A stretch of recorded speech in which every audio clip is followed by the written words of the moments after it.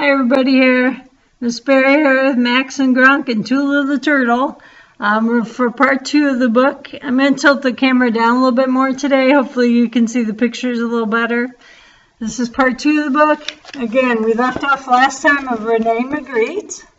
Rene Magritte had just discovered the art of Giorgio de Chirico, and he found it amazing, so amazing that he started crying. So let's see what Rene decides to do with his own art. Giorgio de Chirico's painting gave Magritte just the inspiration he needed to begin creating his new paintings. The Window and the Lost Jockey are two of the first paintings in which Magritte rearranged familiar objects in a new, mysterious way. So if we look at the window one, you might not see a pyramid, a yellow pyramid. Let's see if I can get that. There we go. A yellow pyramid, and the back's a regular pyramid, a hand with a bird flying, and some strange cube floating on. So objects very much like Chirico's, unusual objects put together that you wouldn't see normally. And then over here, the jockey, a lot of people really like this one. The banisters or posts, whatever you want to think they are, kind of turning into trees. And here's the lost jockey. A jockey's the guy that rides the horse, and it looks like there's an entryway for him to go, but he's coming out, so he's lost. He doesn't know what he's doing. So those are a couple of his first paintings. Rene Magritte usually made his paintings a little difficult to understand. He did this on purpose because he wanted people to think about the mysteries of his paintings. Now later on, we're going to find out that Magritte often gave his paintings titles that made understanding them even more confusing. So the last two we could kind of understand the titles, but look at this one. This one's one of my favorite. And do you know what it's called? It's called The Discovery of Fire. The Discovery of Fire. What does a baritone or a tuba have to do with the discovery of fire? Very mysterious title, right? Makes it even more mysterious. What's going on with this one?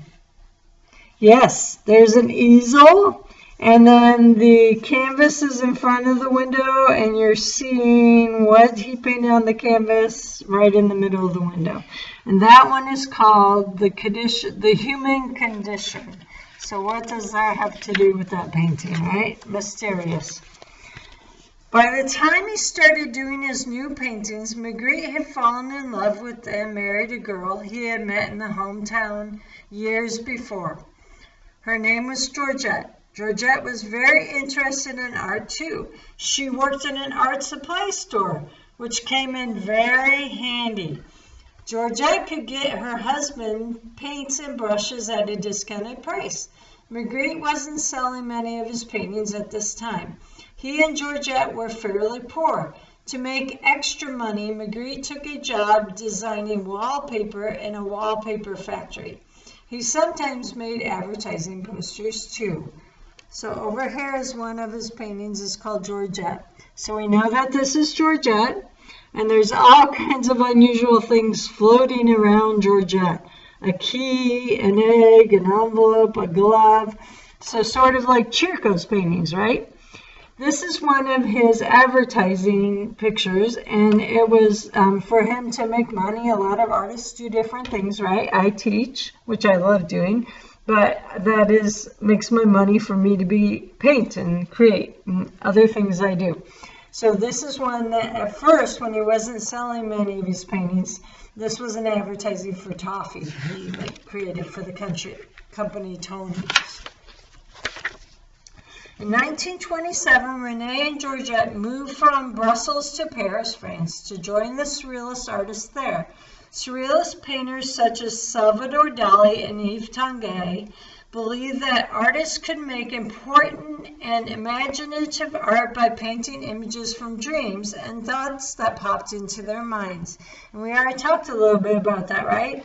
Surrealism is a dreamlike state. Very good. And that's what Dali and Tanguy did at that time.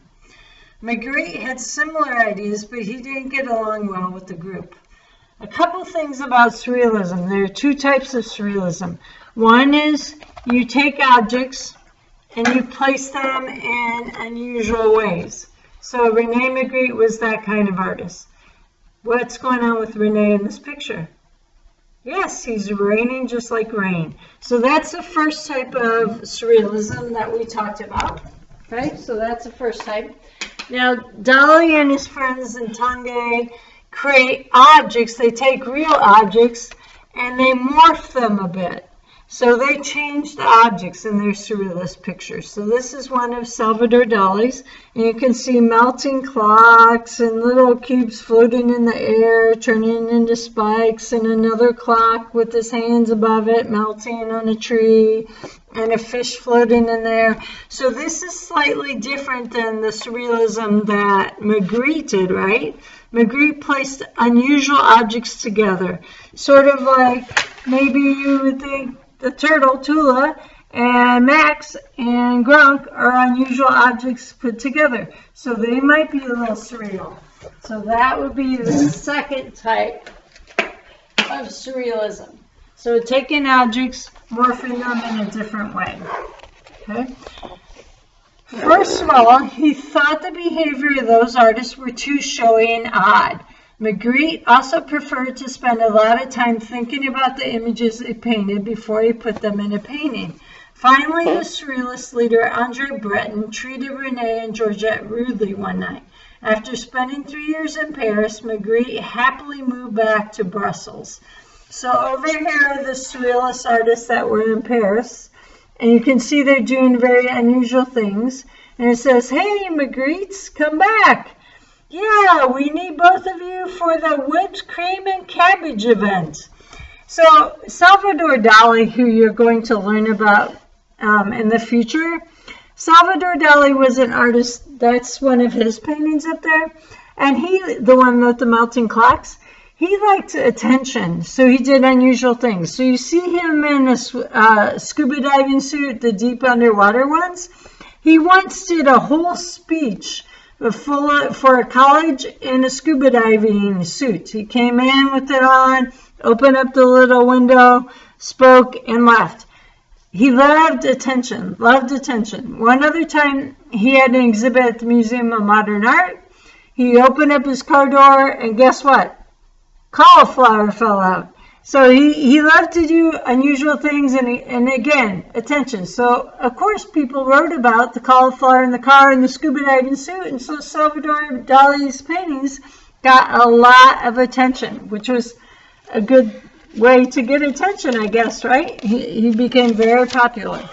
But Magritte and his wife did not like that. So here's that painting that I just talked about.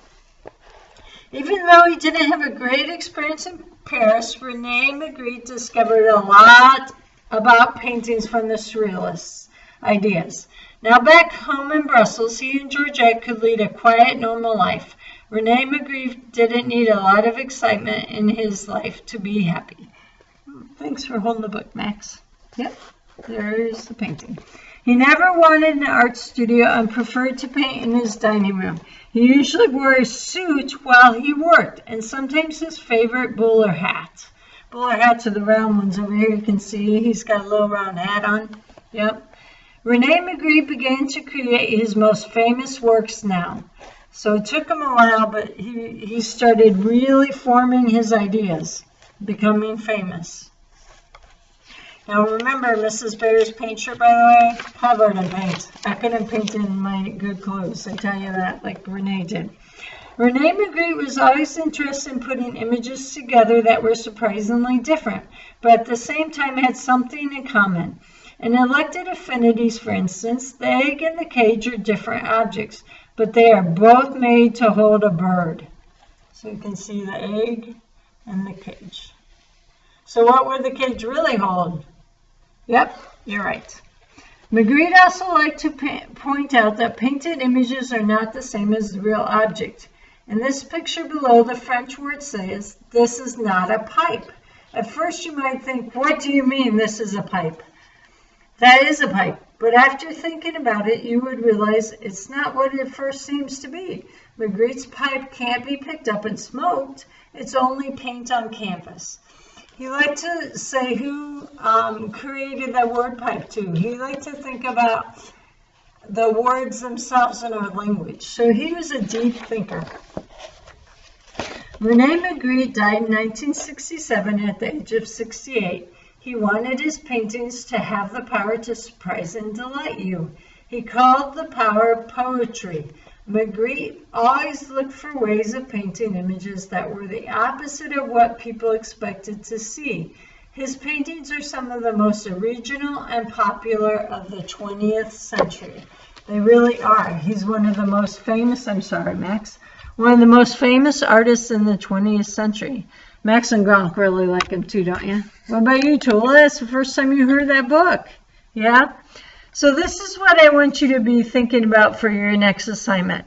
You're going to be putting a floating object in front of your self-portrait. But you have to choose something that reflects you. And we'll talk about these paintings next time you come. So be thinking in your head, what would represent you? Okay? Goodbye for now. Bye from our group.